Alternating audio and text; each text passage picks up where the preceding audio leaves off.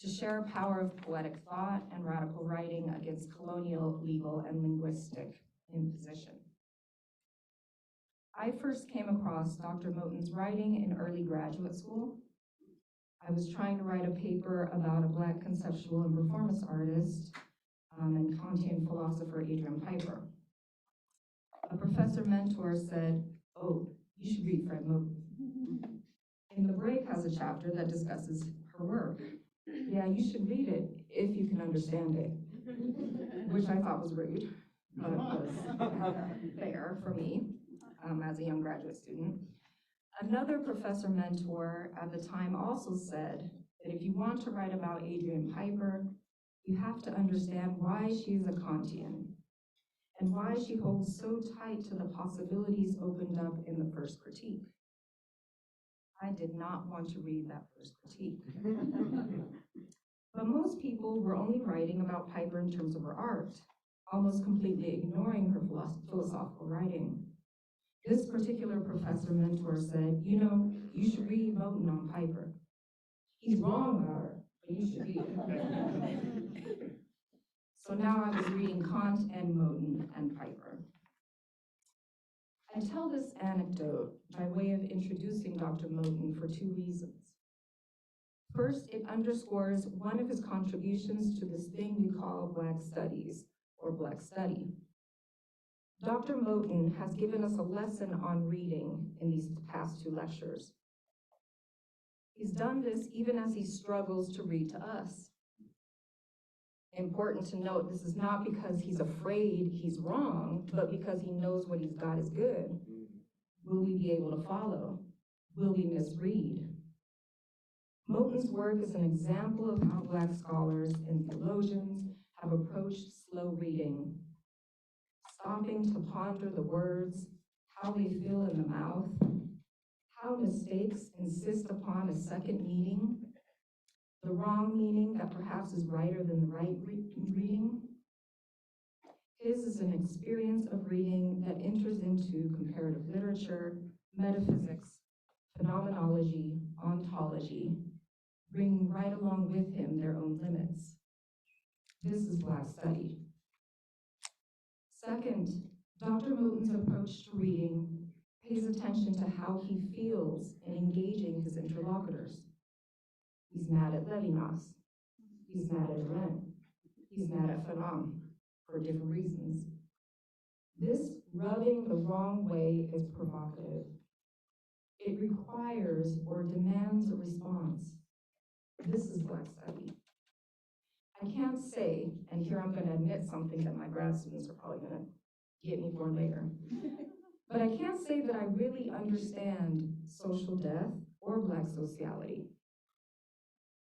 I'm not saying I haven't done all the reading and that I couldn't recite by heart Orlando Patterson or Maya Sue or the work in Afro-pessimism that builds on this as an ontological status of the Black, or that I haven't read and reread a Sean Crawley or Fred Moten or Nate Mackey. I have done my reading, but rather I'm sitting with and experiencing an ambivalence. But if Black sociality were a thing, and were a thing that also emerges out of Black study, it might look like what Dr. Moten's feelings are about Fanon, and also about an honest, meaning a not looking away in an Adrian Piper way, an honest sitting with alienation, disappointment, and desire. A sitting with each other, a dancing around each other, thinking along and against each other in our alienation. We read each other. We engage perhaps in a politics of care, as Dr. Moten was talking about earlier. A politics of care in our slow reading and rereading. Perhaps a politics of care, but one that is certainly not free of violence. The title of his lectures is Notes on Tones of Violence, Levinas, Arendt, and Fanon. Please join me in welcoming Dr. Fred Moten back to UCI.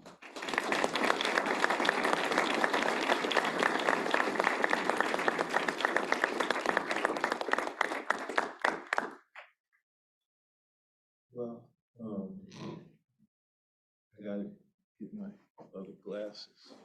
But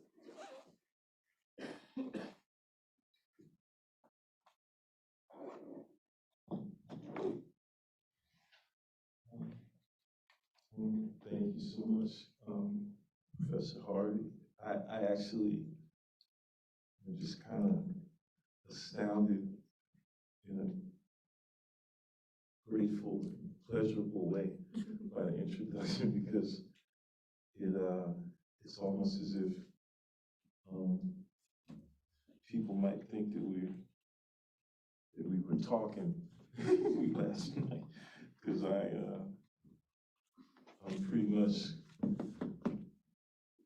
gonna say in a really raggedy, messed up kind of way a lot of what you just said so elegantly and succinctly. Or at least that's the plan. It's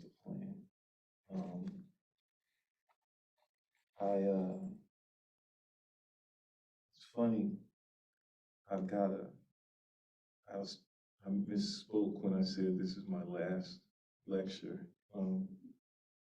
It's on December the 5th. I have to give one more lecture. It's on understanding, and which of course will mean that it's on misunderstanding. But I will have your words in mind that day. I wanna also take this chance to thank everybody who, Amanda, Ray, and everyone who's been responsible for my being here, for my having such a good time. And I'm really grateful.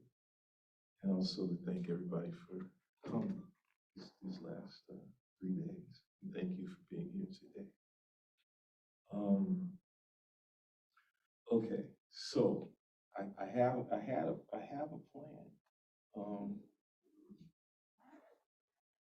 What I want to do. Okay, so what am I trying to do?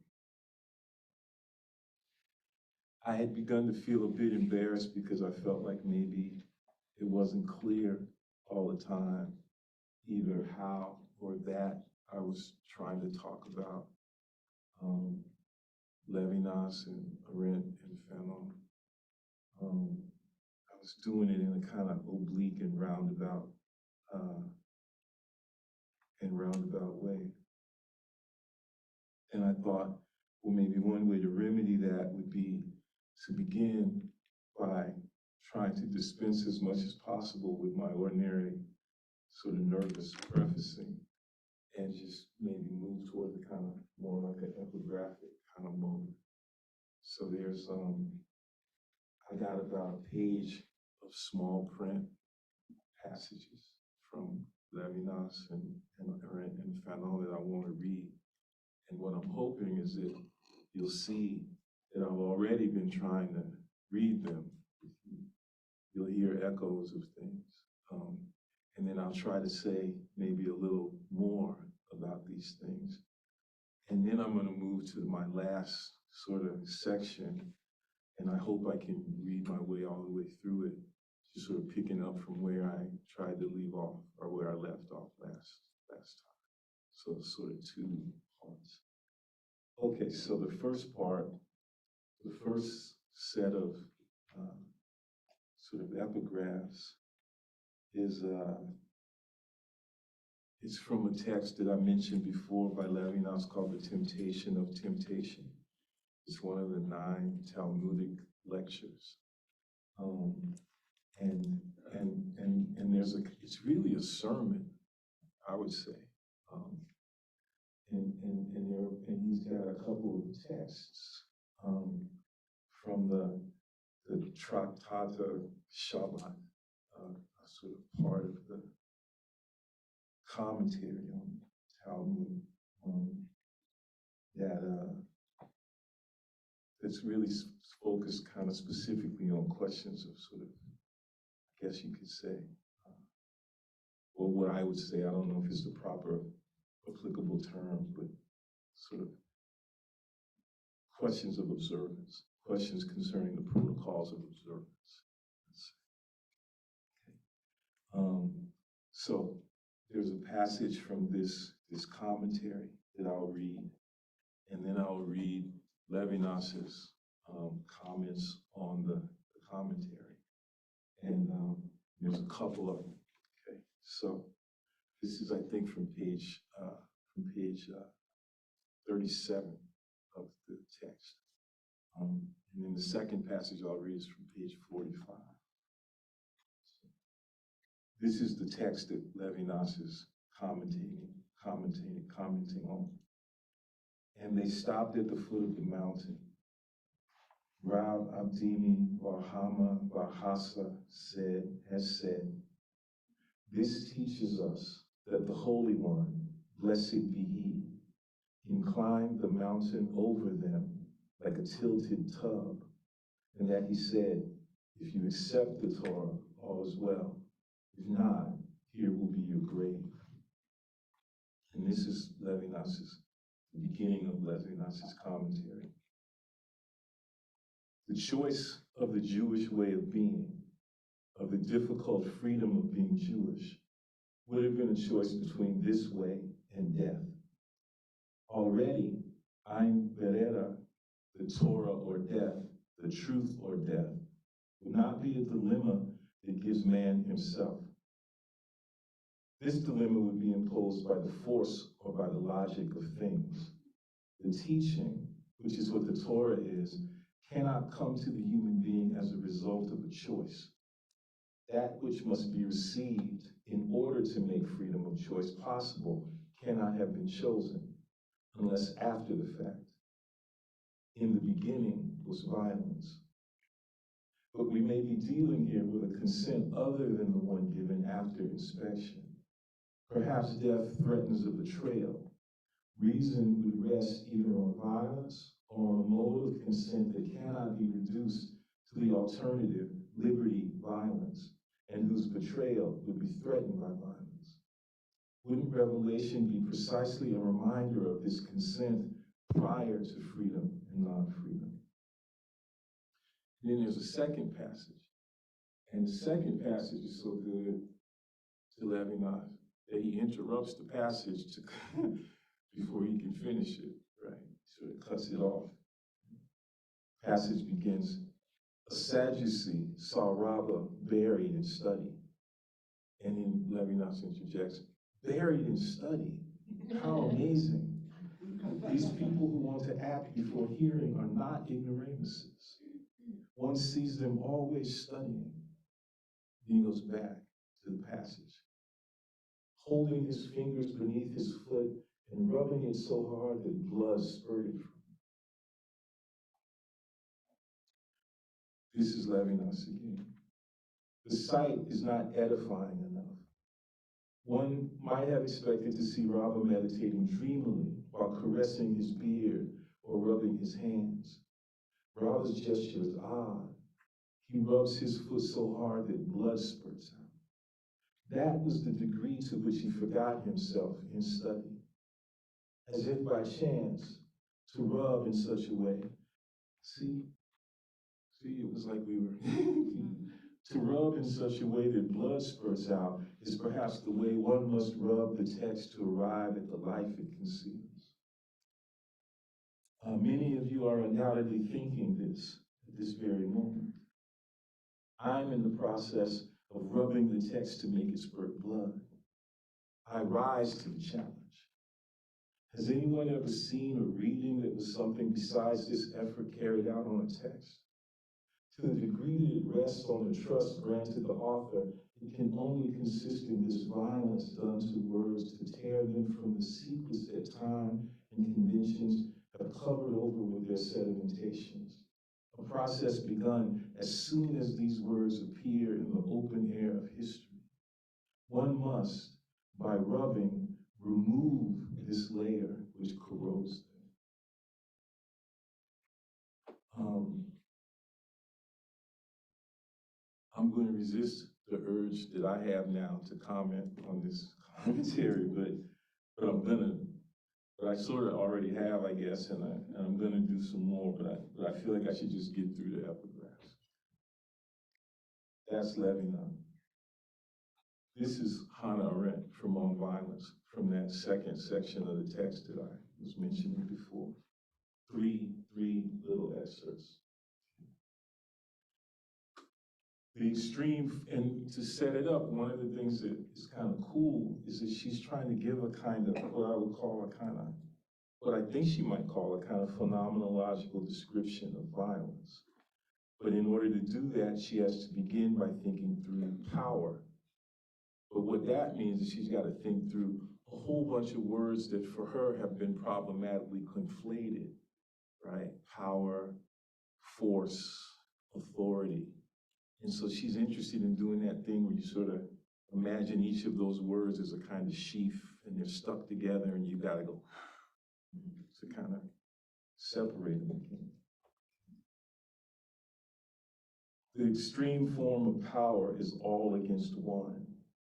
The extreme form of violence is one against all. That's the first point. Second, it is, I think, a rather sad reflection on the present state of political science that our terminology does not distinguish among key words such as power, strength, force, authority, and finally, violence, all of which refer to distinct, different phenomena and would hardly exist unless they did.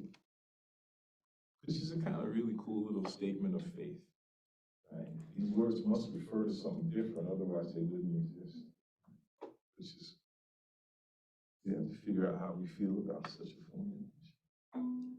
And the third one, violence, finally, as I have said, is distinguished by its instrumental character. Phenomenologically, it is close to strength, since the implements of violence, like all other tools, are designed and used for the purpose of multiplying natural strength until, in the last stage of their development, they can substitute for it. All right.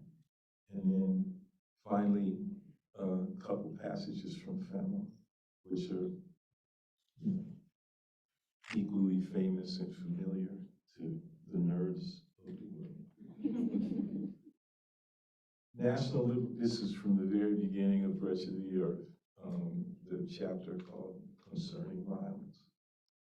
National liberation, national reawakening, restoration of the nation to the people or commonwealth, whatever the name used, whatever the latest expression, mistranscribed, the decolonization event. At whatever level we study it, individual encounters, a change of name for a sports club, the guest list at a cocktail party, members of a police force or the board of directors of a state or private bank, decolonization is quite simply the substitute of one species of mankind by another. The substitution is unconditional, absolute, total, and seamless. In the second passage, decolonization never goes unnoticed, for it focuses on and fundamentally alters being and transforms the spectator crushed to a non-essential state into a privileged actor, captured in a virtually grandiose fashion by the spotlight of history. It's interesting to think about what the relationship is between the corrosive open air of history and the spotlight. It infuses a new rhythm specific to a new generation of men with a new language and a new humanity. Decolonization is truly the creation of new men. But such a creation cannot be attributed to a supernatural power. The thing colonized becomes a man through the very process of liberation.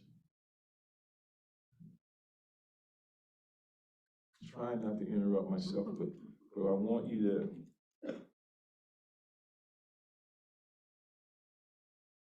you know how sometimes you hear something, like you hear a thing, you hear a connection between two things, but the world is structured in such a way that you almost have to train yourself not to hear what you heard.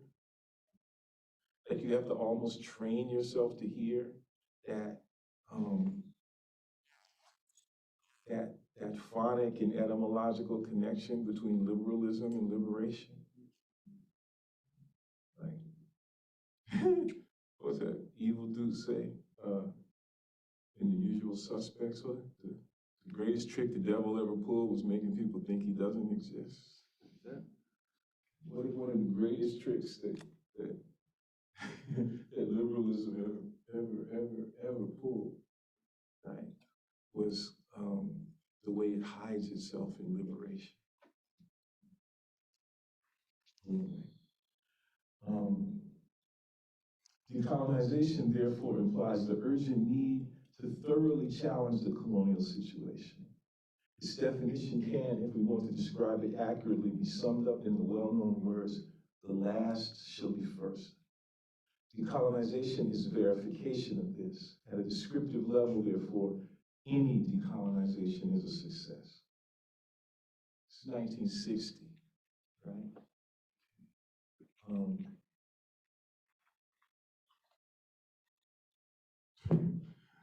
I was reading that. Well, anyway, okay. I won't.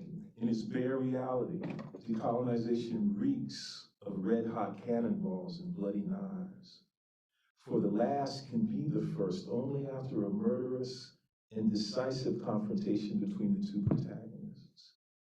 This determination to have the last move up to the front, to have them clamber up too quickly, say some, the famous echelons of an organized society, can only succeed by resorting to every means, including, of course, violence. Now, what I was trying to do in thinking about these passages and sort of isolating them primarily in my head, but now so that you have them too, I wanted you to notice a couple of things. But the main thing is just that, it's that phenomena that I mentioned, I think, on Monday. It's that way that people use the term violence as if everyone knows what they mean. They talk about it in descriptive terms sometimes, they produce a certain set of interpretations of it. But it's as if there was already a common understanding that we all share. I said, well, what is this thing that, Now, what's interesting is that even when, and this is I don't even know how to describe this, there must be some Latin philological word for this phenomenon. But even when Arendt defines it, she doesn't define it. It's as if there's a common understanding, right? A common assumption regarding the nature of violence that is left unspoken and undefined even in the moment in which she defines it, because she defines it by way of its difference from these other words, particularly strength. And that's interesting. Maybe that's just like standard Saussurean practice that we've all learned and been embedded in, right? That the signifier is relational, it relates to some other signifier, and that's how we know the meaning of the word. And so maybe I'm just being old-fashioned, positivistic, and trying and asking after the referent, so to speak, or the signified. And I'm not trying to suggest that there is some simple or easy, approachable, achievable, whatever you want to call it, arrival at this signifier. I'm simply suggesting this other thing, okay, which is that as much strife and rustling and, literally I'm imagining that sound of the wind through dry grasses, that sort of Eliotic thing, when that blowing, on the stack of all that strife, all of that rhythm, all of that brushwork, what I even call it. What if it turns out that rather than always understanding it as happening within a relation between signifiers, we begin to attune ourselves to the wind which it is already given in every signifier.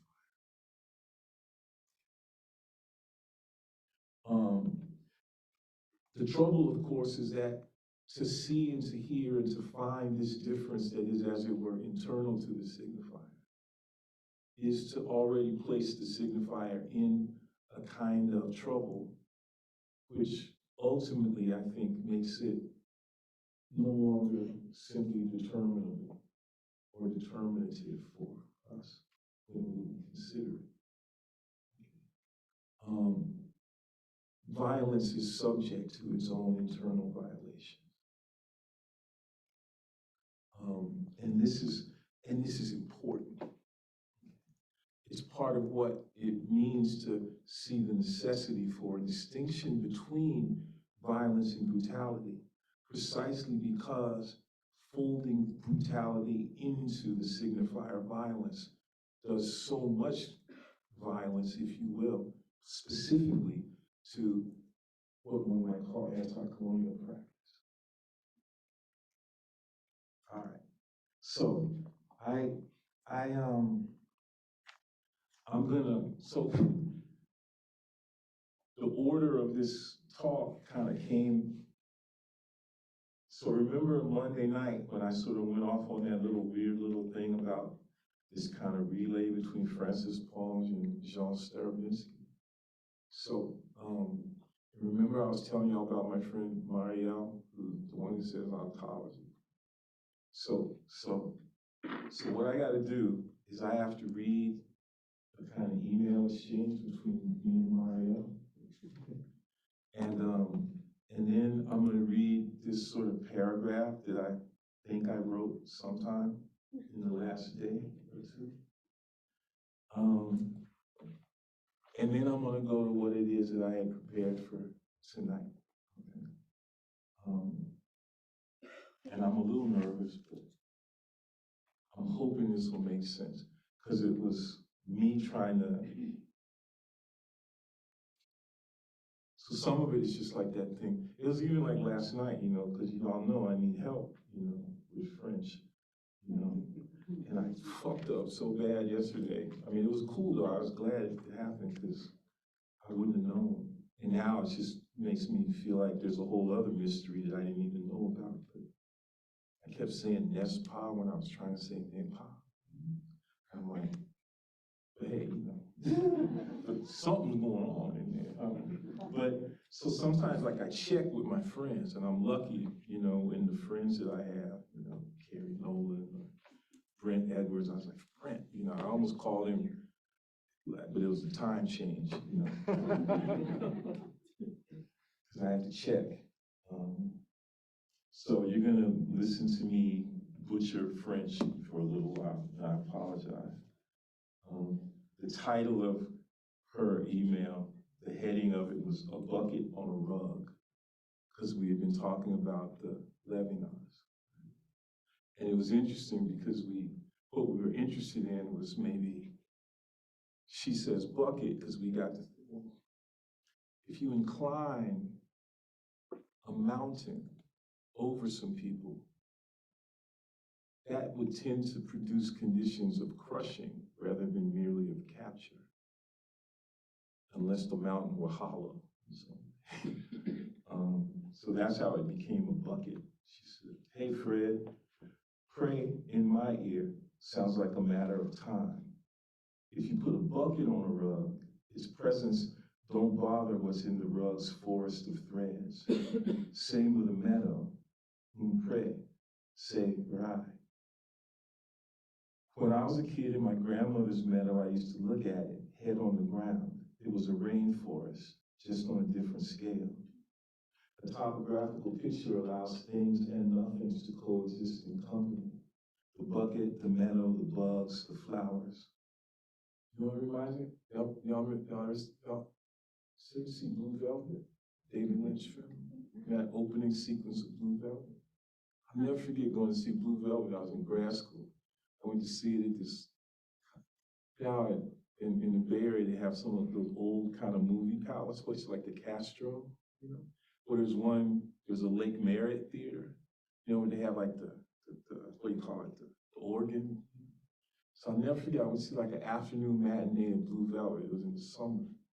When I came out, the blue of the sky and the green of the grass in Oakland was so vivid that movie changed the color. Because the movie's so dark, right? So, but I remember thinking, oh, I need to go to the little grassy area, right by the lake, put my head down to see what's up in there. Anyway, the perspective of chronology overlooks background, underground. What sits, like the idiom says, and again, excuse my French, oral de pacarette, skimming the daisies, close to the ground. Chronology, remember, flowers. But flowers succeed to one another. They replace rather than repose. Are they the performance of the meadow? Ephemeral festival attracting swarms of bugs? I like flowers when thinking of Barbara Browning's gift. Barbara Brown is my colleague in performance studies. Flowers being offered, like songs, is practice and jamming prior to songs. You know, I wrote, yes, skimming close to the ground, some kind of grounded elevation, not even hovering, but a kind of brushing, the lightest of abrasion. The bucket is sky and horizon. And she writes, you know this other French idiom, à fleur, which means right on the surface or brushing?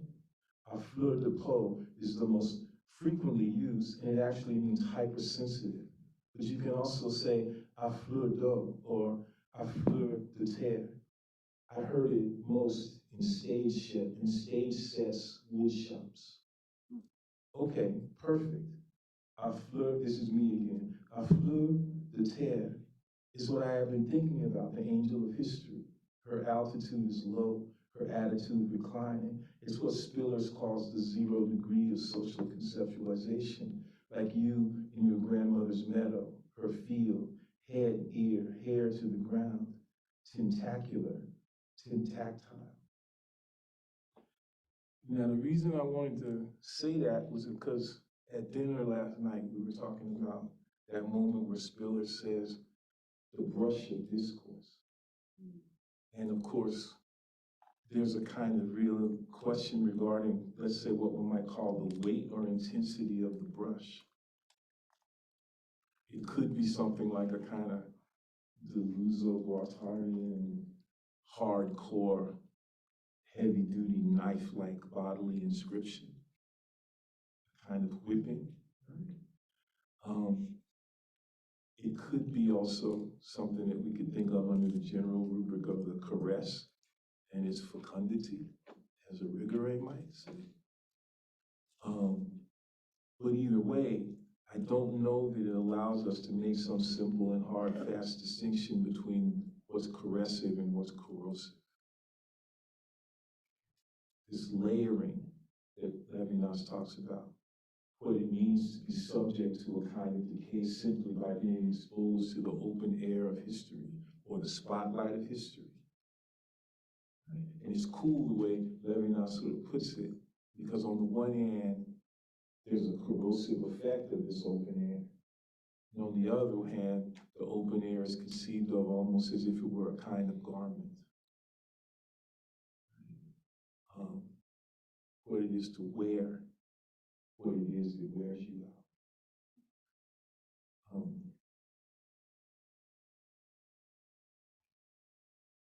Levinas describes his method elsewhere in The Temptation of Temptation. He says, I have cut up the text into small paragraphs. It is in any case something that happens of itself. That's the, this is this relay, right? I cut it up, but it was going to be cut up anyway. The difficulty lies more in the building and sewing back together. This is, or will have been, an improvisational reading practice, a matter of delicate rub, tentacularly corrosive lash, sidelong blows of breaths of eye till blood flows, till we discover what he calls this order prior to the one, or what he calls the very mystery of violence's anteriority to freedom. If in the beginning there was violence, then in the beginning was the word will have therefore been eclipsed, displaced, revealed by an indeterminate before, the translational field, the inveterate bouquet. Again, anthology, can there be a logic of flowering? a logic of the bloom as cutting, grafting, so that flowering is this constant anthologically invaginative differentiation before the freedom of the one and the non-freedom of the other. Again, something like a preconceptual alliance. But the problem, the meta-temptation, is given, again, immediately in the very idea of alliance, of relation, of the separability they imply, that separability being the very guarantor of subjectivity. There is no logical integrity, which is Levinas's term of subjectivity, which the reception of revelation in and as the face of the other, in and as relation provides. Rather, there is anthological disintegration, the continual dispersal and dispersal of the field. No road, but plain and plain. Ethical behavior is in and towards the field.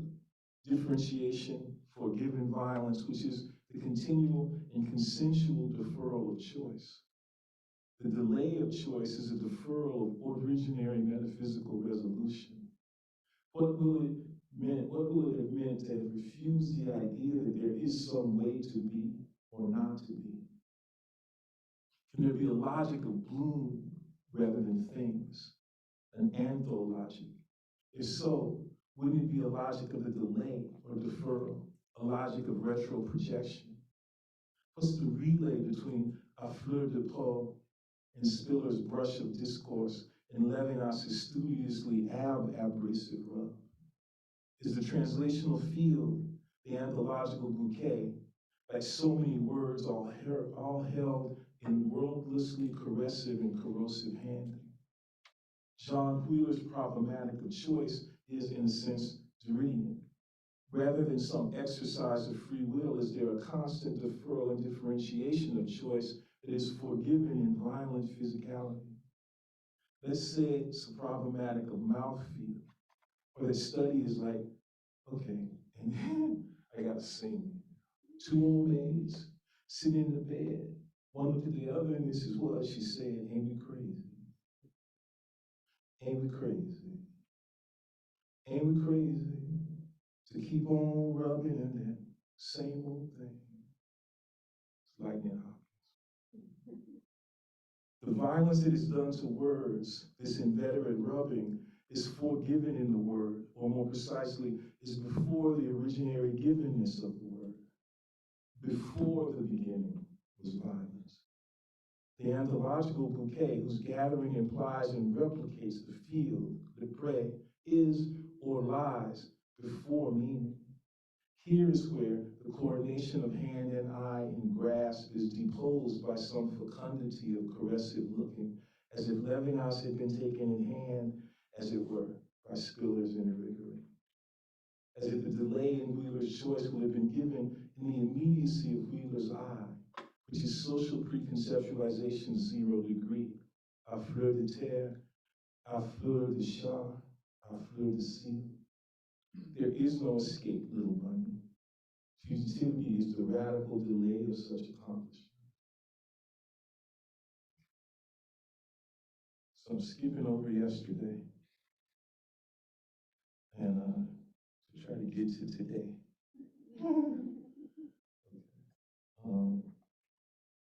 But today begins with two other epigraphs. And so first, from a book called, oh man, I forget the title of the book, but it's something about a brown buffalo. I can't remember anything. But it's by this great writer named Oscar Zeta Acosta. He was born in Texas, but grew up in East Los Angeles, and actually, his primary claim to fame is at one point he was Hunter S. Thompson's attorney, and therefore was played by Benicio del Toro and Fear and Loathing. But you have to be kind of great to get played by Benicio. I want to say it's the return, but it's not the return, it's not the revenge, like maybe the revolt. You know The revolt of the The Congo. revolt. It was something, Reed. The revolt of the brown buffalo. I hope you don't think that my not remembering the title is an indication that I don't love it, because I think it's one of the great pieces of writing of the 20th century. Somebody still has to answer, he writes, for all the smothered lives of all the fighters who have been forced to carry on, chained to a war for freedom, just like a slave is chained to his master. Somebody still has to pay for the fact that I've got to leave friends to stay whole and human, to survive intact, to carry on the species and my own buffalo run as long as I can. And the second epigraph, or the second of the second group of epigraphs, is from an extraordinary essay written by this great Guyanese feminist thinker and activist named Andaya. It's recently collected in a great collection of her writing called The Point is to Change the World, work done by this great thinker and editor, also from Guyana, named Melissa Trotz, who works and lives in Canada. Andaya was extraordinarily close to Walter Rodney and Rodney's family. She was also very, very close to George Lamond, and did a lot of interesting work of criticism of Lamond's writing, particularly this essay that I'm going to quote from, which is an analysis of, among other things, his great novel, In the Castle of My Skin. And she's very interested in this figure who's a key figure in the novel named Mr. Slime, who for her is sort of Lamming giving us a kind of representative figure who stands in for this problematic of let's call it post-colonial betrayal. Now, the thing is, I want you to hear this thing about Mr. Slime, not as if it were a refutation, but rather as if it had to have constituted itself as an accompaniment to that formulation that Fanon slips in almost like surreptitiously, which is pretty deep and apocalyptic, namely that any colonization is a success. I mean, because it's kind of hard to look at any place in the world and see how that's true. So I'm not bringing this up in order to refute Fanon. I kind of believe that Fanon's right, which makes our task in reading this passage even more difficult. See what I mean? If Fanon was just wrong, we could just dispense with it. The fact that he's right, even though so much shit turned out wrong in the wake of all these successes, means now we got to struggle with it, right? So this is on diet. 5 years after Mr. Slime saw the light of day, Chinua Achebe told us that things fall apart, not because of, quote, a foreign conscience called imperialist, but because those we nurture and sacrifice into power help not us, but our enemies. So I gotta pause just for a minute before I start reading, just so you know, or just so I want you to hear. It's an extraordinary sense. Because those we nurture and sacrifice into power help not us, but our enemies. That sentence has like an extraordinary double edge to it. Because it could mean those we help and those whom we sacrifice for so that they can be in power. But it can also mean, and I believe that it actually does also mean, those who we nurture so that they will go into power and whom we then sacrifice to that power. Y'all, okay, this is a test. I mean, I should have ever since I read that, Stefano, who brought it, you know. I mean, he's like the real Caribbeanist of the group. And so he's always teaching me and giving me stuff, you know, the way we work. But we just been puzzling over this formulation for 2 or 3 years now, you know, with the help of Alyssa Trust.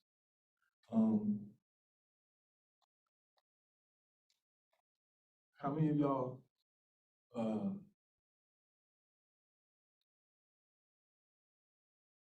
y'all went to college?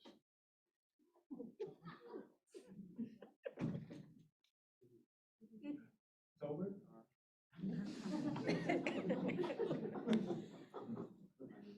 How many of y'all got sent to college? I got sent. You understand? I got sent. See, this whole problematic of being nurtured and sacrificed into power is deep. Because it's personal. I got sent to college by my mom and her mother and her friends and a whole bunch of people that I don't know. Dead.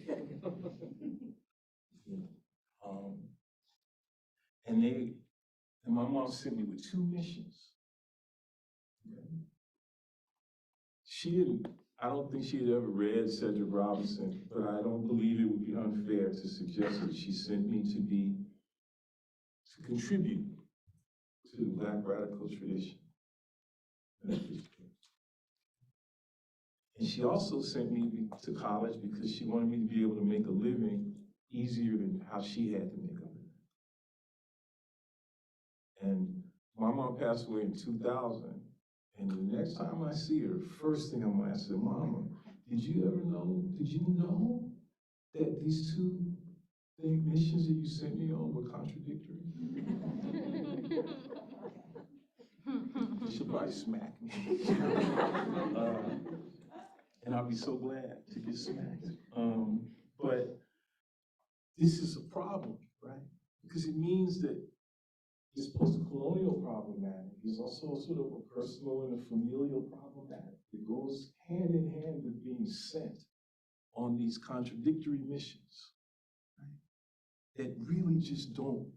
It's almost as, and what's deep is, what if these missions that in fact totally don't go together, or if they absolutely go together, right? Again, liberation, liberalism.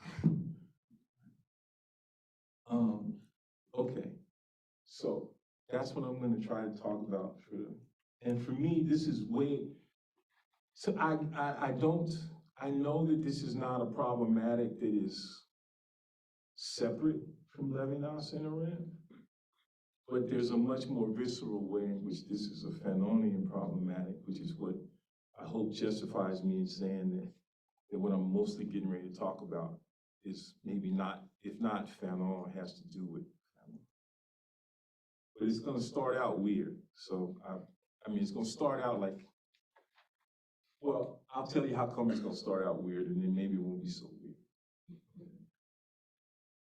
Because I started it out this way, because I kind of was thinking to myself, what are the forms, you know, in a more or less Arendtian way, what modalities does this power come into? You know, what is it? How does it come into play? This power that we are sent to, that we are nurtured and sacrificed into. What are the forms that it takes? It could be. You know, we would generally want to think of it in terms of an explicit kind of political power, but I don't think it's separate from the various modalities of power that we would associate with, let's say, being a professor or being an artist. Let's say it's the power that accrues to a certain set of delusions regarding sovereignty and individuation. So that's kind of why I start out how I start. You know that stupid shit that probably no one ever actually said in front of a Pollock or a Picasso? My kids could do that. What if art aspires to that condition? What if the greatest and most advanced art is some shit that your kids can do? Not as a function of having been born, but as a function of study. In this regard, Cecil Taylor's avowed method of improvisation or composition or improvision, whatever you want to call it, is deconstructively anti-instructive. He just says, you play a note and then play another one that sounds good next to it. This kind of non-judgmental flavor, forgiven and enacted in the unworking of the work, could only emerge as a function of study in self-analytic approach to lyric selflessness. Then or there, in timeless pointlessness, it will have been necessary, again and again, to figure out what study means, which can only be done in practice. The capaciousness of this infinitely small, infinite loop is what school is supposed to have been about or for. Because I'm not the only one writing right now. I'm playing keyboard. What are y'all playing? Can we make our mark? That's a murdered murmur kind of question, which remains relevant for us not as an object, but as a mode. What's the relationship between the commune and the strike? How can we perform that or afform that at school? Cecil plays the boogie-woogie rumble of a dream deferred, which is an unfinished painting, which is a thick descriptive atmosphere for pressured walking by Mondrian, who has 2 A's in his name, which certain folks on the spectrum can hear and recite and make music with, as if in constantly emergent transposition of E and R. It's not that they make beautiful music, it's that the making of the music is beautiful music. There's a violence performance does to enframing that accompanies a violence afformance does to positing. The Setzung held positive in performance's disruption of Gestell must be deposed. This activation of appositional violence in study will have been, as Hamaker, by way of Benjamin, in a chain of means of pure immediacy says, imperformative, afformative. Will there then have been something like an afformance studies, in which the question of the ontology of performance, where the dialectic of positing and decay is given its essential enactment, is deposed? In the end, the radical deposition in question is the case of Betty, as the case of blackness, to which we have no access and which therefore we praise insofar as we're all caught up in it as the outside. So I gotta stop just for a second.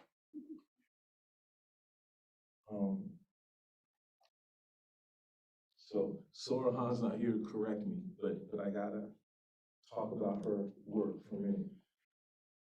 She's not the only person who has done work on this case. There are also White Chief Denmark, I believe, and Robert Cover. There's this famous case adjudicated by a pretty important judge in the history of New England jurisprudence named Lemuel Shaw, who happens to be Melville's father, and who I'm convinced, in fact, is the model for Captain Vere in Billy Blood. He's the object of this tremendous amount of interesting work that this great legal scholar named Robert Cover did in a book called Justice Accused, right? Which is raising the question, why is it that these sort of avowedly abolitionist judges kept making pro-slavery decisions, right? In the period between the passing of the Fugitive Slave Act and the beginning of the Civil War. Why did they get so hamstrung by a certain kind of legal formalism? Well, the case of Betty, this is enslaved woman from Kentucky who happened to find herself as a function of the movements and machinations of the folks who claimed to own her in Boston, and who, upon arriving in Boston, came to the notice of a group of abolitionists in Boston who sued on her behalf for her freedom under the argument that once she had crossed into a validly free state, a legally free state, she should therefore be free. Well, Betty, in this kind of amazing analysis that Sora gives, becomes a kind of avatar, if you will, for a certain kind of interesting practice of non-performance, right, that augments the way in which legal scholarship generally thinks of what one might call the non-performance of contract. Another way to put it, and I'm sure Sora would correct me, is let's call it something like a moment of, see, because what happens when, one way to think about it would be, what contract was imposed upon her by the filing of that case on her behalf? Which most people just would unproblematically see as a moment of charity, right? or concern, or care. The contract that was imposed upon her, I think, was of course impossible for her fully to perform. Because here's the problem, right? And I'm in the wake of Dred Scott, especially. The question of Betty's standing had already been resolved. She had none. The contract that is imposed upon her is in a sort of weird way taken out on her by people on her behalf, was to put her in a position as if she had to stand in for having standing. It was an imposition of standing. It was an imposition of standing that she could also, on a certain legal level, never have. It's an imposition of a kind of fantasy of standing. When I say legal standing, I mean simply that condition in which the court has to respond to your presence. There's this amazing thing where what Betty does basically is she kind of, for all intents and purposes, sidesteps standing. She sidesteps that imposition by way of a deposition. She did not testify, but she was deposed by Lemuel Shaw because Betty did not want to stay in Massachusetts. One way to put it, in Oscar Zeta Acosta's terms, is she did not wish to leave her friends behind so that she could remain intact and carry on the project of the species. Even if the project of the species, right, was a kind of overturning anti-colonial project of liberation, right, that would shift from one species to another in that way that Fanon describes. Betty's like, nah, we don't have any language. There's no legal report of what Betty said. All we have is Lemuel Shaw saying, well, I talked to her and she appeared to be making sense. And so, and all of a sudden language breaks down, right? It's like a black hole. She appeared to be making sense, so we allowed her to go back home. Right? What does home mean? You see what I'm trying, right? This is, you know how in a black hole the laws of physics break down, the laws of classical physics break down? In Betty's case, right, the laws of classical subjectivity in Kantian terms, which are based on the Newtonian laws of physics, break down. Does Betty consent? Does Betty make a choice? Is Betty free to make that choice? Does she freely choose to remain unfree? It's confusing. Right? Yeah.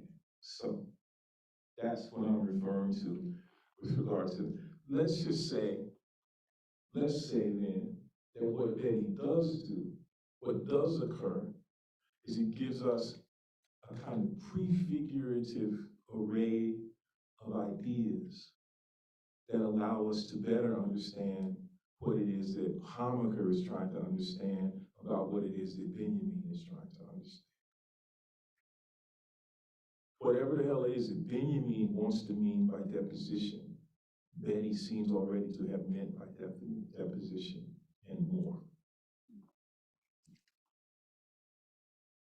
Deposition is our opera, our work, which is our strike, our stolen labor, our unreadable libretto, none of which are ours in our incompleteness, as long as we refuse to leave our friends so I can stay intact. What Hamker describes as, quote, the pure violence of deposing exists even beyond the sphere of law, this pure and thus non-violent, non-instrumental violence. It's what I want to think of as an open field poetics of violence, given in the purest and most immediate impurity of its common differentiated nothingness, in and as a prosaics of mass, where the refusal of standing, that undercommon mess of frame-broken deposition in secret, in the open, in and out of sequestration is all we share. We study this in the Department of Non-Performance Studies, Sorahan Chair, which is part of the School of Non-Betrayal, Andaya Dean. Let's review. Being there's a metaphysical tendency towards individuation, and maybe individuation is just metaphysics' general tendency. Therefore, is the question of being chained to the struggle for freedom inseparable from the question of being? Is being chained to the struggle for freedom? Let's call this the problematic of ontological terror. And it emerges before blackness even comes onto its horizon. Blackness having emerged before the terrible dream in dreams. Betty, insofar as she's neither being here nor there, in radical non-locality, is unchained, unfree, and nothing at all. Moreover, there's a common alertness to and receptiveness of the folds and creases of nothing, which casually walking through it makes. The general topological dance and its violently nonviolent violins and flowers, the plural murmuring of unmurdered and unmurdering difference and its intensifications. Maybe this is what Rod Judy means by parasemiosis, which seems to really bother the ones who can't bear to say, because they cannot in general bear to ask, how might we accompany Betty? How is Betty accompanied? On the one hand, freedom, like being, is given only in the proper individual. On the other hand, Arendt, by way of liberalism's irrepressible authoritarian impulse, says tyrannical or totalitarian violence is a destructively and paradoxically powerless instrumental act of one against all, in one. It's abdication of power. While Schmidt, by way of authoritarianism's hyper-liberal critique of liberalism, requires and allows us to consider a certain necessarily invasive sovereign existence's terrible imperative to protect itself from what it wants. The double edge of this is dreadfully redoubled by this cold serration. Anti-colonial aspiration, by decolonial means, takes post-colonial responsibility for colonial administration. In this variation of what Silva calls the equation of value, all is one. Let's violently anticipate this brutally reductive reaction, which is given in what it is to be free. How do we wish not to feel that non-affectability? How do we break the chain that holds me in my very constitution to freedom and to being? How do we resist and subsist in circumsistent refusal of betrayal's amputational deployment of nurture and sacrifice?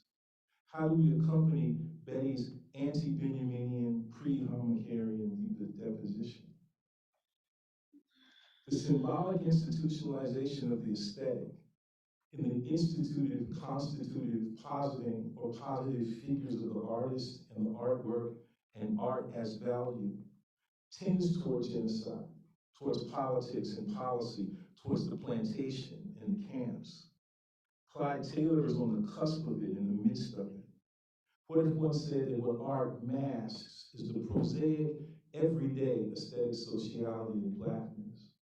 At stake, is movement from the resistance of the object to the insistence of the thing to nothing resonant at all. Because there is a moment in Black art, given in and as its valuation, that constitutes the subject reaction. It is manifest primarily as the return of a gaze that is both deeply unwanted and all but uncontrollably desired, right?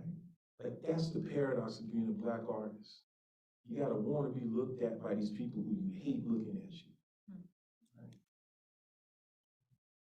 It is as such all but entirely justified, but it is as such all but always also a deferral, if not a disavowal, of what Spillers calls the intramural.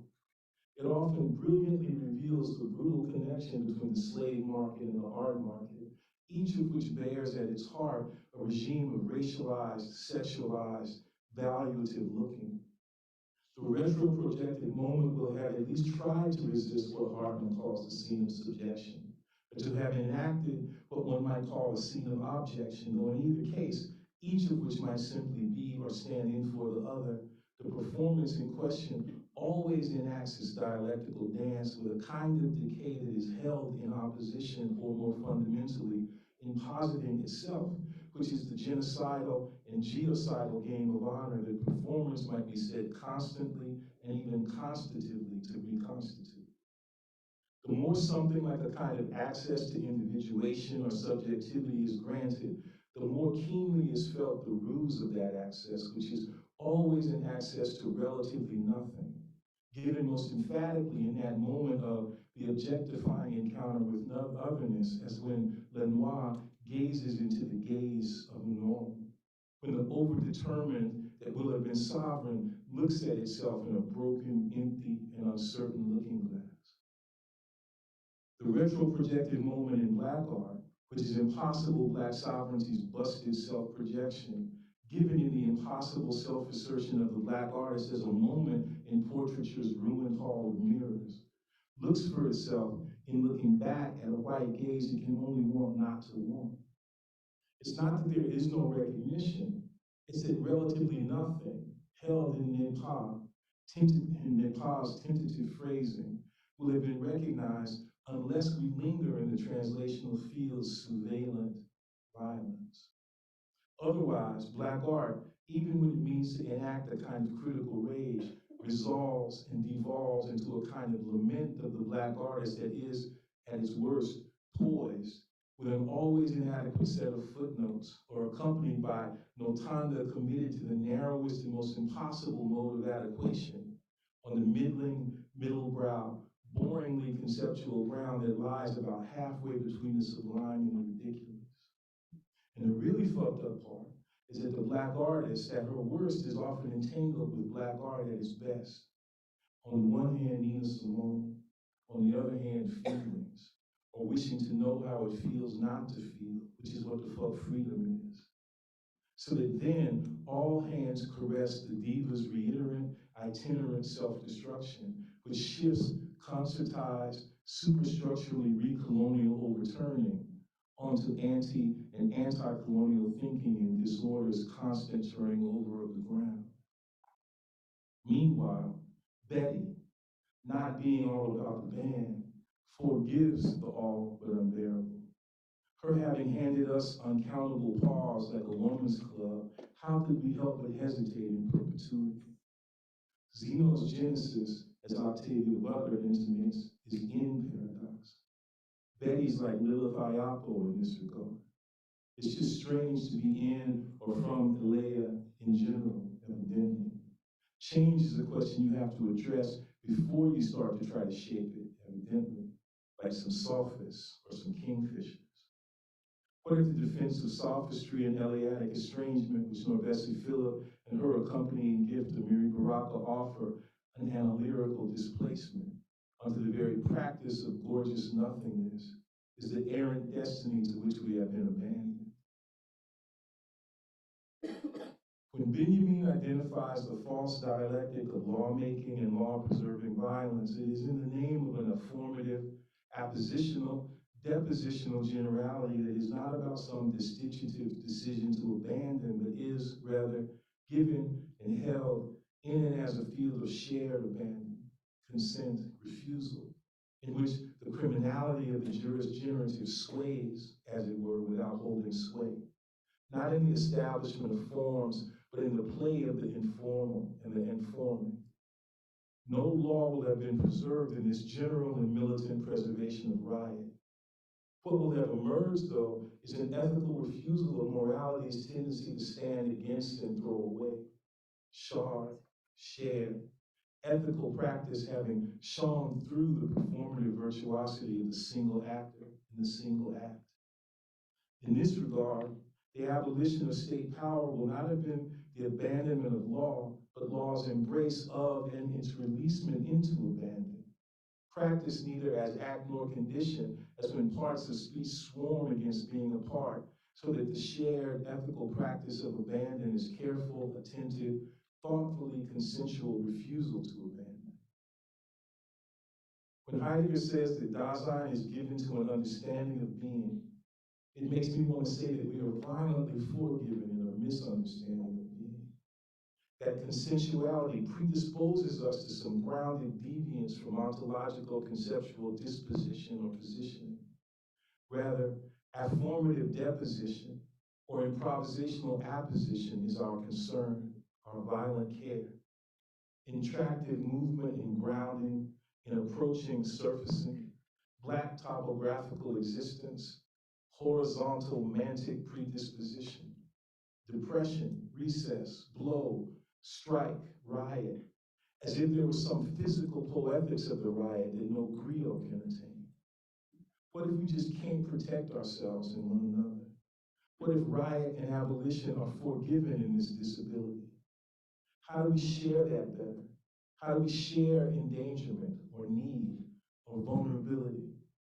Communism is the sharing of wealth only insofar as it is the sharing of need. Need, vulnerability, are wealth. Bosses and owners are the ones who think otherwise. The brutal certainty that we will be caught smiling again cannot stop us from smiling again.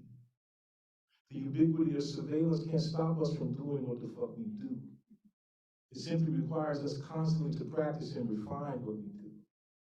In our Miss Brooks's constant practice and, as it were, refinement of the riot, as Jasper Burns and Joshua Clover and Juliana Spar remind us, we share other vulnerabilities in the fleshly, plainly ample amongst. Otherwise, the separating force of being dragged across the street on your face just wins all the time. In this regard, again, riot is not an object but a mode of study. We want to make it our practice, which is very difficult when there's constant meta-methodological and theoretical imperatives. Maybe sharing the vulnerability of the riot is given the difference between speaking and writing. Otherwise, whose vulnerability do you exploit? If the riot is a way and not a term, then it requires us to call into question things and ourselves as things that grasp at the level of ownership and of knowledge, things, even if only to protect them and ourselves. It ain't where you're from, it ain't where you're at either. It ain't you. Share the general generative dislocation and anonymity, the under-horizontality of the whole. No one can experience that, but the experience of that is what nobodies have. To grind the 0 degree in backward-looking, forward-hurtling, surreal topography, its non-flatness, its anticipatorily counterintuition. To deny the three-dimensionality we are denied. Violently to refuse the confrontation that gives Dasman's delusion. That burning flesh, Creole's creosotic pitch, preserves the anthological totality by breathing with its prefixed facticity. It's not a necessarily masterful art of losing. It's an aesthetics of rough, unmastered finding.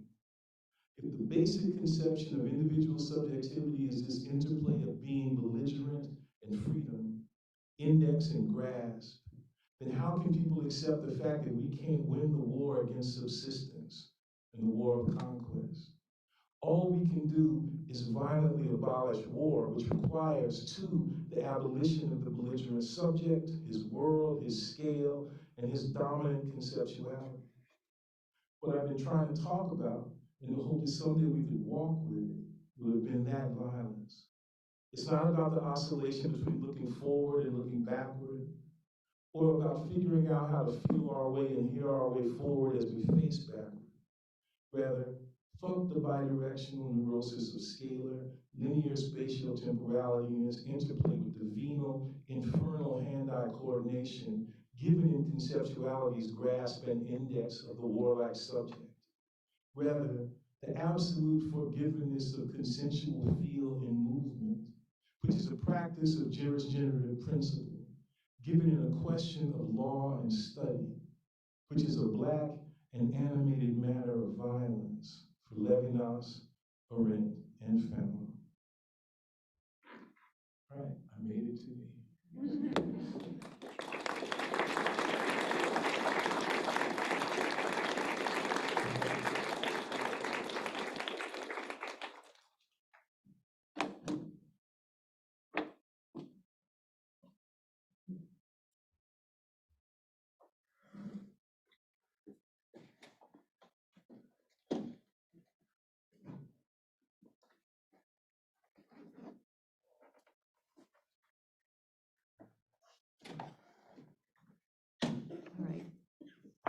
The last, oh, hello? Okay. It's the last evening, and I think I finally learned how to work the technology.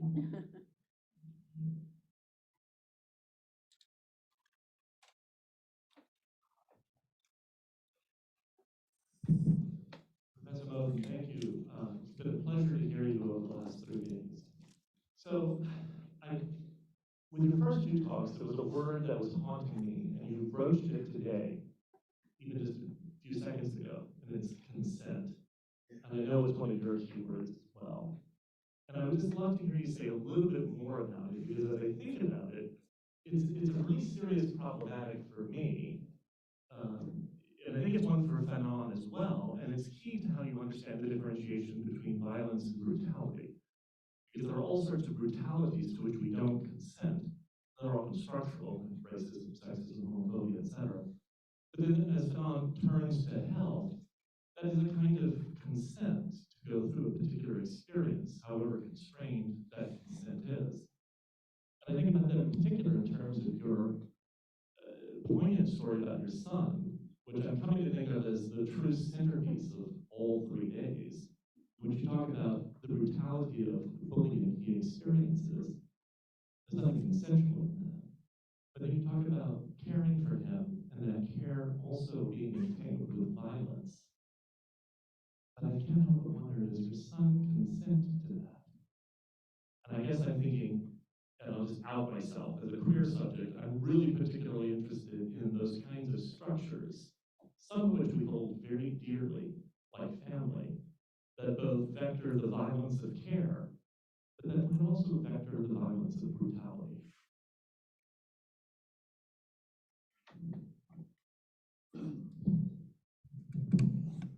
Thank you for coming all 3 days, and thank you for a great question. I guess the way it's so it's sort of 2 parts, or 2, I'm thinking in 2 streams. So one's just specific to our son, and it's, no, he did not consent, either to the bullying or to our loving violence. Okay. So that's just that. And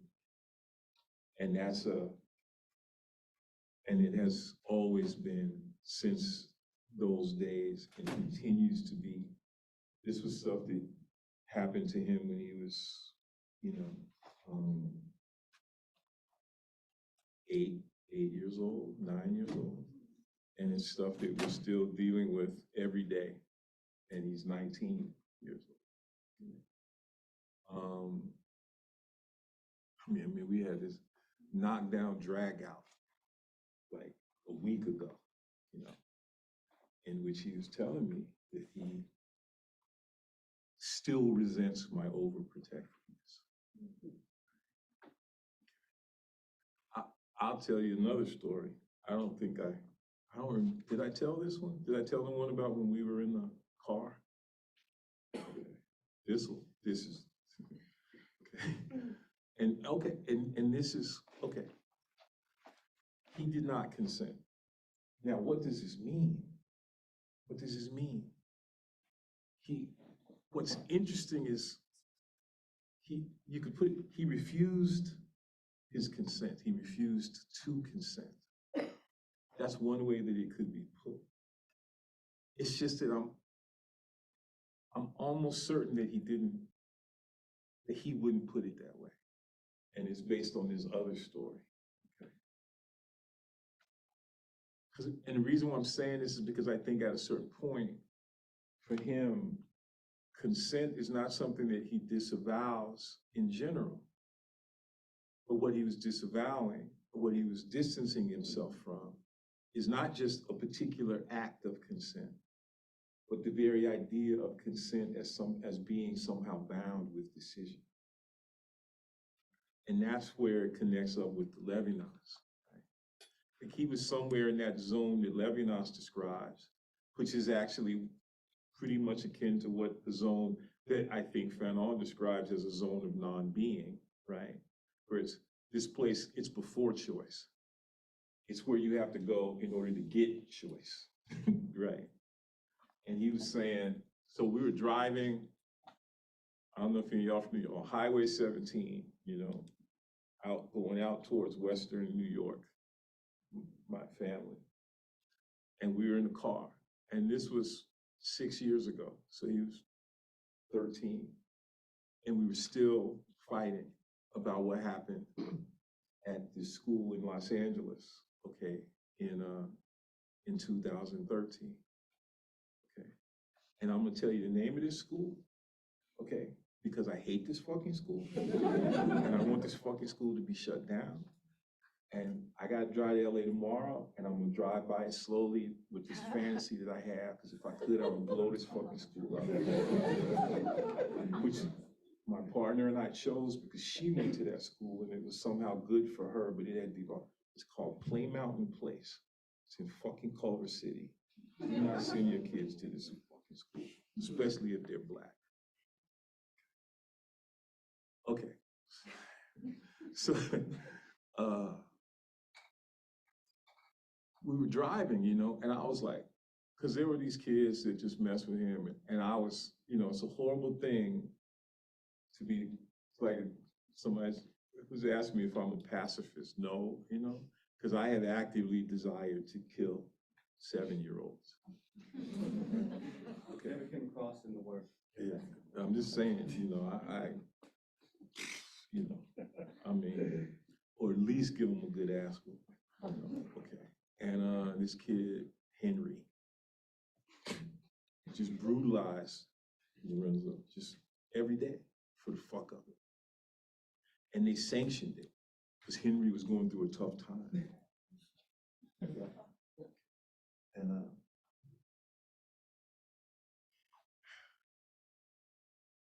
And my son is all throughout everything I've ever written since July 22nd, 2004 is about Lorenzo. And then since August 21st, 2007 is about Lorenzo and Julie. So the kid on the spectrum who can hear both A's in Mondrian's Dutch name, that's Lorenzo. Like he hears the diphthong in leaf, which is deep, is all I can say. Like he hears the A. And so we were driving on the road and I was like, Lorenzo, if anybody messages you at school, I just want you to know that if you pick up something and hit them with it, I won't get mad at you. Only thing I'll do is get a lawyer and I got your back. I don't just hit them as hard as you possibly can. And he was like, no. And I was like, God damn it, Lorenzo. I mean, and of course I start fucking with him. I start bullying him.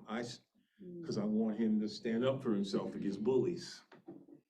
And then the only one he'll ever stand up against is me, which is annoying, And he said to me, sometimes, Dad, it's more important to stand up for what's right than it is to stand up for yourself. And I almost ran off the road. I was utterly defeated. I knew it. I had no argument. The only thing I could do was kind of reflexively, but utterly mistakenly say, oh, well, then you're just like some natural born Kantian that I got to live with for the rest of my life. But Kant never even came close to that shit. What is this thing to stand up for what's right? What is that? What does it mean to have access in that way to what's right? Where, of course, standing up for it isn't really about claiming standing, right? I know it's not an accurate or like an adequate answer to your question. All I'm saying is that my sense of it is that there's another understanding of consent that actually corresponds to what it is that Lorenzo would talk about under the rubric of standing up for what's right. And it's not the consent that would accrue to a subjective decision or choice. It's really about a kind of recognition or even release or submission even to a condition, to something like, which means consent in this instance is not an activity, it's not an act. It's not an intentional act, it's a condition. And what I would call it is, it's an anthological condition, right? This solves no problems when it comes to dealing with people who are fucking with you. I mean, what I mean is, no, that's not right. It is outside of the normative economy of the solutions that we would associate with those problems. I don't believe that it is the justification for passivity or refusal to, it's not a mamby-pamby refusal to recognize that we exist in a state of war. It is, in some sense, I think, a practice of being at war against the state of war. And all I can say, the last thing I'll say is, it is completely unfair that this becomes the ethical responsibility of all of the people who have ever been fucked with. That's all I can say. It's unfair. It's brutally unfair. As we take the next question, I just invite those of you who came from the overflow room to go ahead and take the front seats. Don't be scared. Dr. Moten's very nice, and you had to watch him on a screen, so now you get to actually be up close and personal. So come on up. Thank you. Just wondered if you've ever found companionship with metaphysics of becoming rather than being, or any of the South Asian views of the non-self, where there is some sort of submission to a condition, a change, or not selfing, which is somehow an emptiness that is freedom. No, I mean, certainly through, again, kind of going, well, the thing about that book I was mentioning I don't know if you were here the other day, but I was mentioning this book by this guy, Gary Zukav, The Dancing Blue Masters, which was not only my sort of introduction to quantum physics, it was also my introduction to Zen and to a certain extent to Taoism, which there's a big there's probably more of a trace of that work in the stuff I've done with Stefano Harney, especially in All Incomplete. But there's also the beginnings of a more explicit engagement in an essay I wrote called, actually the last time I came to Irvine to do 3 lectures, it eventually was an article called Blackness and Nothingness. And that's where I try to take up some of those questions, specifically in relation to Buddhism and in relation also to this sort of interesting, deep, weird, interesting Japanese philosopher named Nishida Guitar. And I see some repeat question askers, so I'm going to head first for people who have not yet asked a question.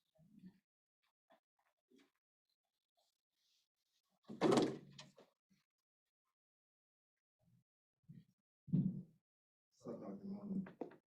You got your speakers on you? Yeah. I don't go nowhere without them. I need you to pull it out. Oh, what I need to play?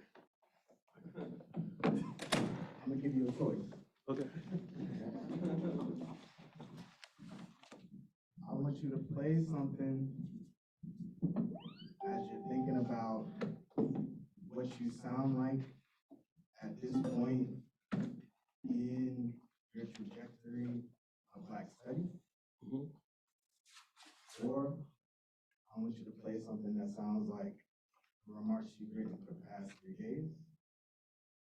Or you can let me choose.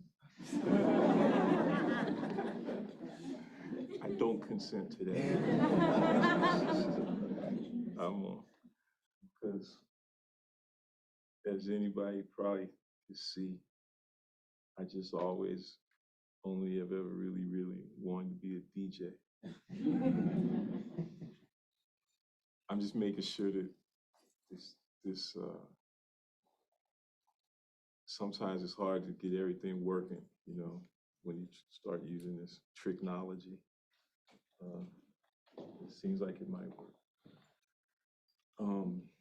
Yeah, I mean, I know exactly what song I would play, and I feel like it probably goes with both parts of the question. So, but then after that, I'll play whatever you want me to play. Okay. So, but this is, so as y'all know, Curtis Mayfield, later in his career had a horrible accident in Brooklyn right before he was going to play a concert, and scaffolding fell on him, and he became quadriplegic, and it was terrible because he always considered himself to be primarily vocalizing through his guitar. That one of his primary contributions, although we mostly, I think, remember him as a lyricist of really great profundity, but he created his own tuning for the guitar that I think is crucial for the development of the funk music and a lot of, basically all the Black popular music that came in his wake. So he felt that he had lost his voice. But he recorded one last album that came out in 1996 called New World Order. And basically he recorded the vocals for this album laying flat on his back in the studio. He could maybe sing like a line, 8, 9 words at a time. And this is this song that is basically, I think it's the song I play the most out of any song.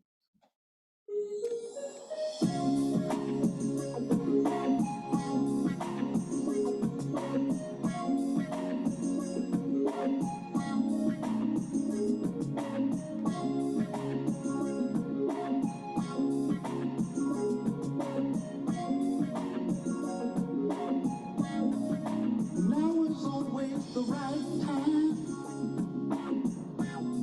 With something positive in your mind.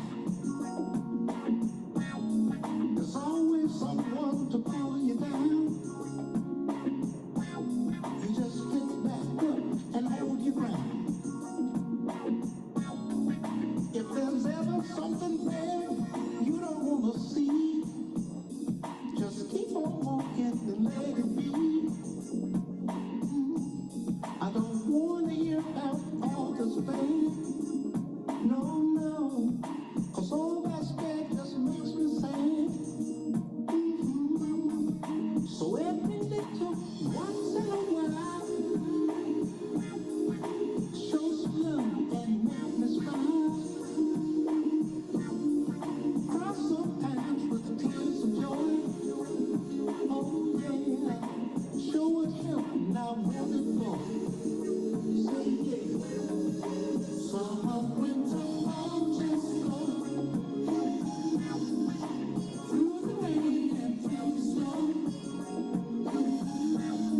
Let's get on back to living again. Right on. Just get on back to living again. Get on back, get on back. Wherever life takes me, I don't know. Hey, just give me a truth and let me grow. I have these feelings in myself. Hey, I'm sure there must be someone else. Shooting guns and prison life. Is that what you want? Well, Jesus Christ. It's best for you to get back on track. There ain't no need in looking back. Don't look back. So you try hard, well try again. Sometimes you lose, sometimes you win. Just remember how you find. Just remember to it's best to keep a natural high. Summer, winter, fall, just go.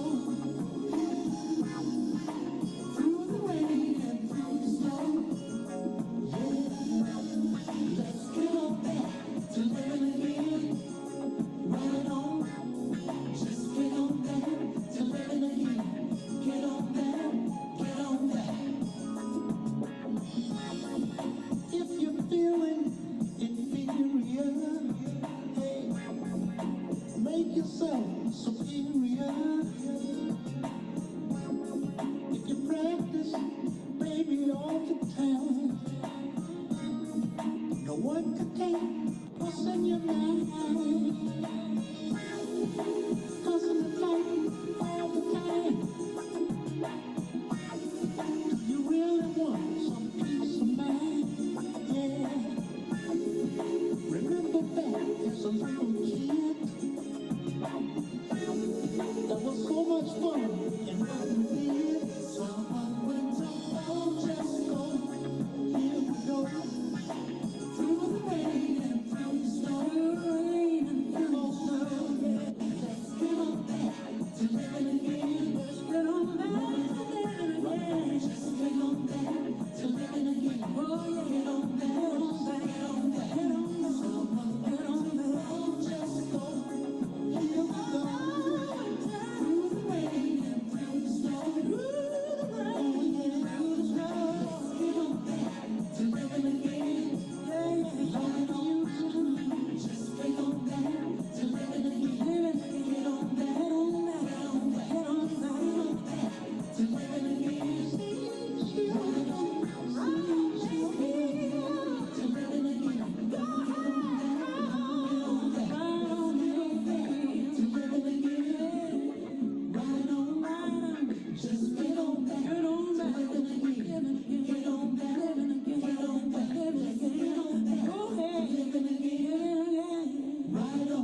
Go ahead, Mayfield.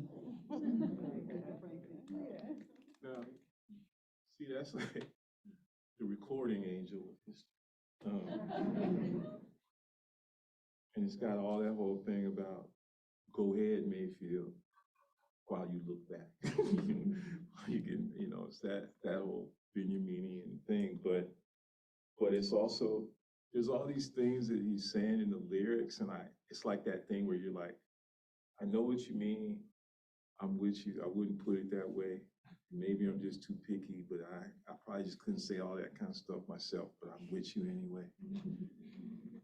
And then at the same time, there's this undertow going on every time the chorus comes up, and you just don't quite know what it is until the third time. You're like, oh shit, that's Aretha. It's like this timbre. It's just like the hint of a tone that can't possibly be anybody else but her. Until she finally just comes on out with it. And then you realize, oh man, it really wasn't. it was kind of about what he was saying, but what it really was just this staging for the eruption, for for this, for what is it, what they used to have in Elizabethan time, for a process, was it, what they call it, a progress of the queen through the countryside, and it's great. And, he was in Georgia by that time, and she didn't like to fly. So she taped that stuff and sent it, and they mixed it. But yeah, that's pretty much what I'm saying and where I'm at right now. Do we have any other long-time listeners, first-time questioners? We will leave Robert. A short question, but in light of the distinctions between violence and brutality, I'd love to hear your thoughts. You mentioned on Monday something about the question of solidarity and potentially exceeding solidarity, and I'd love to just hear your thoughts on that. Thank you. Well, I mean, it's obviously very much got to do with current events in Palestine. And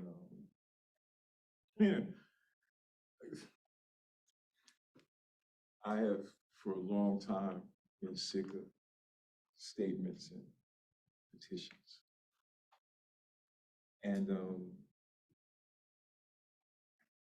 And I just don't like them, and I think that they're, as I said Monday,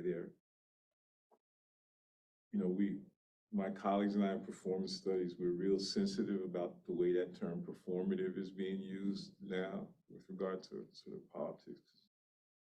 We feel like we want to still keep that term for some good uses, but it strikes me that statements and petitions are kind of the nadir of that particular kind of political performativity. Some people might want to call it pseudo-political, but I actually think it's normative, right? Because it's about staking a claim, asserting one's subjectivity in the public sphere. So hopefully within a way that will allow you to establish both your virtue and your virtuosity. And NYU, there's some good things. There's nothing actually good about, NYU, but there's some good things that are kind of associated, connected, But one of the negative things, man, NYU feels like it's like the epicenter of the making of statements. I just can't wait to make a statement, just with extreme alacrity. And as soon as the IDF started bombing Gaza, academics in the art world just were mobilizing with frenzy to make a statement. And it's complicated, right? Because somebody asked me to sign a statement that artists were, generating. And of course, it's the poor, unfortunate statement, in Art Forum that got the editor of Art Forum fired. And they asked me to make a statement, and I was to sign it, and I was like, I don't want to sign. It wasn't because of anything that it said or didn't say. I didn't even read it. I just didn't want to sign the statement. But I was weak, so I signed the statement. And I remember Stefano called me. He's like, God damn it, man, I'm your friend. And as your friend, I'm telling you to stop signing the statement. And why? What's my problem? I believe that there's a distinction that has to be made between taking a moral position and engaging in ethical practice. I believe that there's a double problematic that has emerged in Palestine as a function of Zionism that is, I think, worth paying some attention to. I don't know that this was part of Churchill's and Lord Balfour's design. I don't necessarily believe that it was part of the design of Theodore Herzl or Chaim Weizmann or you know, but it's so that little pseudo-mathematical formula that I made, namely this question of how it is that anti-colonial aspiration through the decolonial means of overturning, okay, of replacing one species with another, becomes responsible for the post-colonial administration of a neo-colonial order. But a couple of things. One, the nation state as such is a colonial form. I think it's important for me at least, to know that and to understand that. France is a colonial entity in France. England is a colonial entity in Manchester. Wherever the fuck else it was a colonial entity, it was always also a colonial entity there. I don't know. Yes, there are all kinds of specificities on the ground, but on a structural, conceptual level, I don't think it's useful to make a hard and fast and sharp distinction between enclosure and colonialism. So that's the first thing. So there's a long ass history of colonialism. And I'm with Illich and my friend Manolo Callahan. I think we could also call it a war of conquest, and we could also call it a war against subsistence. How is it that Israel as a nation state entity and the Jews as a people became responsible for upholding the principle, right, of the always already settler colonial nation state and of that entity's right to exist? The easy answer for me is anti-Semitism is how that happened. Resistance to Zionism as a form of coloniality seems unconditional and utterly correct. At the same time, solidarity with specifically Palestinian anti-colonial struggle has created a mirror image in which the Palestinians have been relegated to the figure of that who holds up the principle of anti-coloniality. As if we don't have anti-colonial responsibilities in this, the most brutal and vicious settler colony in the history of the earth. Fuck being in solidarity with the Palestinians. Practice with the Palestinians, right? What will anti-colonial struggle be here? And it's not like a big fancy question, and I don't think it in the first instance requires going to get some, it's just, because the vast modality of anti-colonial resistance in Palestine, and we know this because we can see the brutality of the reaction to it, is in subsistence. The war of coloniality is against subsistence. That's, there's no distinction between a 4-year-old child and a terrorist. There's no distinction because the 4-year-old child, insofar as they engage in subsistence, is understood to be an enemy of the settler colonial nation state. I mean, oh man, I wish I could think of her. Samira Esmir at Berkeley. She says this beautifully. It's like this whole, we try to hold on to this metaphysical entity called the civilian. There is no civilian, okay? That has implications for the settler, okay? But it also has implications for the settled. There are no civilians because your subsistence is understood to be an act of war within this war. Okay? So what I'm saying is, we don't have to do like all kinds of crazy heroic, which will ultimately only end up being rhetorical shit. Let me stand up, no. How do you organize your classes?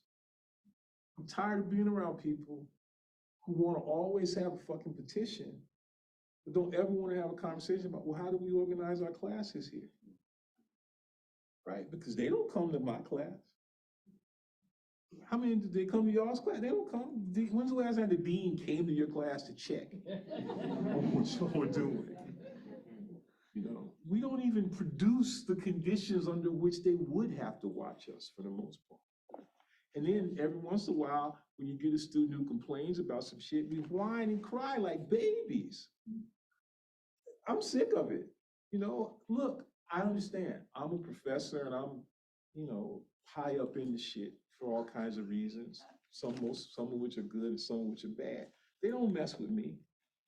I say all kind of crazy shit. They don't ever, I mean, I'm on like canary mission. It's not, you know, but they mess with the grad students. They mess with the law students at NYU. Because now she lost her job at Pig, Oink, and Squeal, you know. But I don't, you know, I mean, I don't want to abdicate any responsibility to protect as much as we can, insofar as we can, people who are vulnerable. I don't want to elide the distinction between the vulnerable and the not so vulnerable. And I absolutely recognize that at this stage of my life, when it comes to that at least, I'm not that vulnerable. Okay. However, I still say, but it seems to me that it's the ones who are not so vulnerable. See, the main thing I don't like about the petition is then you sign a petition and then somebody gets in trouble for the petition, and then all you're doing is protecting the rights of the petitioner. And you've totally submitted yourself to the condition of what Robert Cover called being a mere petitioner.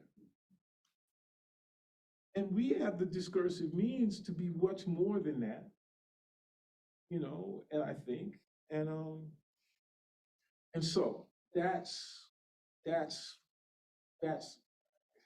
my rambling answer to the question, you know, that's kind of what I'm thinking. And I'm not saying it like I know everything or I got all the answers, but I would love to be involved in some conversations in which we would kind of begin to activate the myriad, you know, as Marley plus David Scott plus Gilroy would say, small acts of anti-coloniality that we seem to neglect, you know, in ways that could convert into a genuine practice. And as Mayfield says, if you practice, baby, all the time, no one can take what's in your mind. Thank you, Dr. Moten. You may be our only Wellick lecturer to also be DJ. Wait, there's two more. Is it okay? Oh, two more. Okay. Rada and what's your name? Tashawn. Okay, so please keep them short. We are at time and we don't want to keep people too long. So please make your questions short. Thanks. Just, you ask Deshaun right after Rada, and I'll try to deal with them both, and then we won't make everybody stay so late.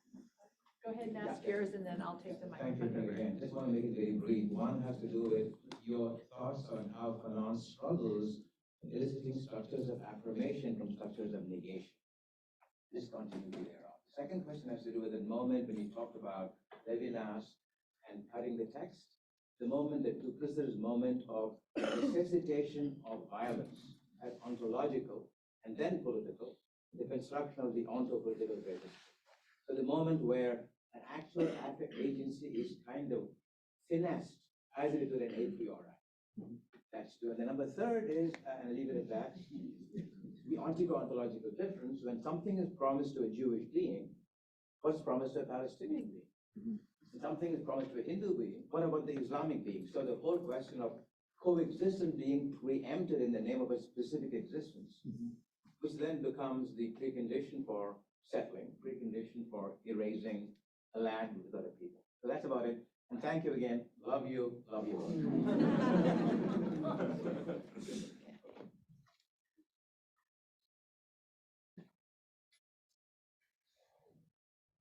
Thank you for holding the space and sort of allowing my thoughts at least to last in time. I'm going to come up and just talk to you after, unless somebody tackles me. So, thanks. Okay. That was very quick. So we'll let you answer Rana's 3 questions. I kind of feel like maybe I got it number 3 by way of the first question. This, or maybe number 2 and 3. That this kind of ambiguity. See, the temptation of temptation for Levinas is this kind of episteme, which we absolutely associate with philosophy and with the West, of maintaining oneself in ambiguity, which he associates with knowledge. It's interesting because it kind of reminds me of the way Adorno thinks about neurosis as a kind of oscillation in ambiguity. So it's an interesting interplay between knowledge production and neurosis, which I imagine many of you here know something about. But I know I do. But I think, and so the ambiguity that I think is really interesting that you're pointing out is between, a kind of, how do we think about this condition of violence in relation to what appears also for us to be a kind of choice or an imperative for violence at the level of how we read. And again, I think that was the same question about consent, that we were talking about before. And my sense of it is that, it's like I had a great teacher named Stephen Booth.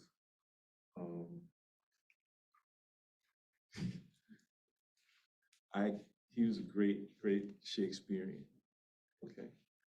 One time I asked him, you ever had like an intuition that somebody's gonna answer a question just like you think they will? And almost like that they've been waiting for somebody to ask. Because I remember I asked him, I said, are you the only literary critic in the world? And he's like, yes. and he was basically like, for him, it was not about decision or choice. It was really a question of the text, and specifically for him, the text that he was most concerned with were Shakespeare's sonnets. It's this field of constant, massive, semantic turbulence.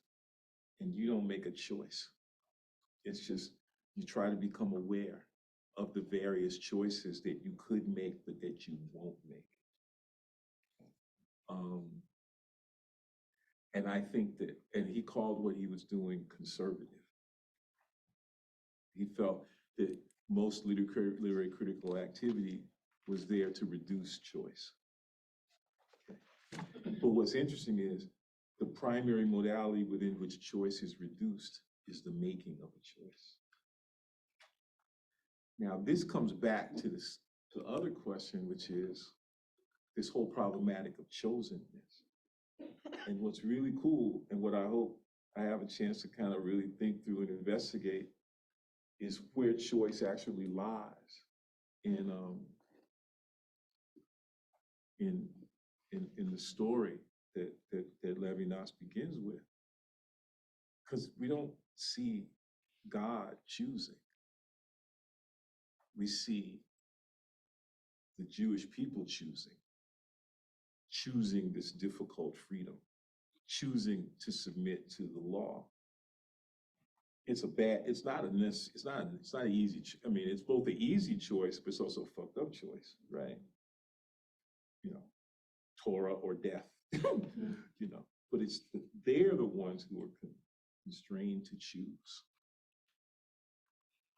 I remember, you probably remember this too, back in the 70s on public television, we've lived through some bad times, and we didn't know they were happening when we were PBS used to have a show that was hosted, like it was a kind of series, kind of like that series Gates, you know, those kinds of things.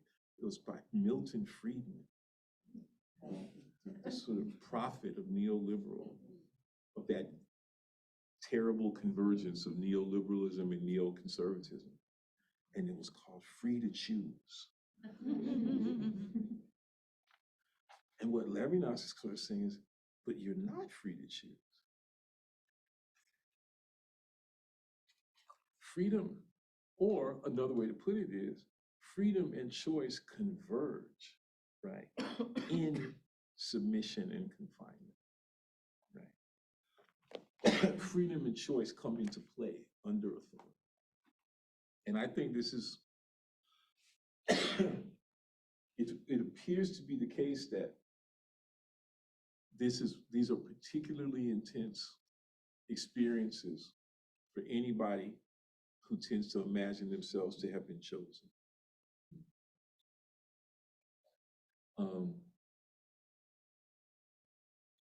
And one could think about this with regard to Israel, but I think it's even more important to think about it with regard to the United States, because there's never been a people who thought they were more fucking chosen.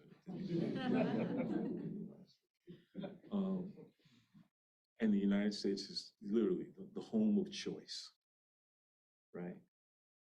And it's all, which is to say, it's the home of meaningless choices. We're constantly bombarded with choices, none of which mean shit, right? Because, so, I don't know, that's not a good answer, I know, but I don't know, man, I need time. Okay, but I did the best I could.